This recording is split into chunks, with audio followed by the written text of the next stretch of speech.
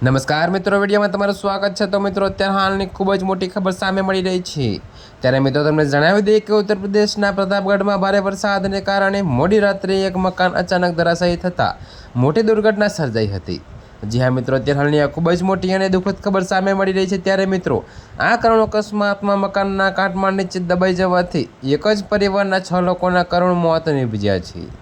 જી હા મિત્રો, અત્યારે હાલની આ ખૂબ જ મોટી અને દુઃખદ ખબર સામે મળી રહી છે। ત્યારે મિત્રો, તમને વધુમાં એ પણ જણાવી દઈએ કે જ્યારે એક વ્યક્તિ ગંભીર રીતે ઘાયલ થઈ છે।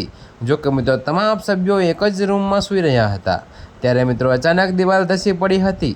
જો કે પોલીસે મૃતદેહોને પોસ્ટમોર્ટમ માટે ખસેડી આગળની તપાસ હાથ ધરી છે।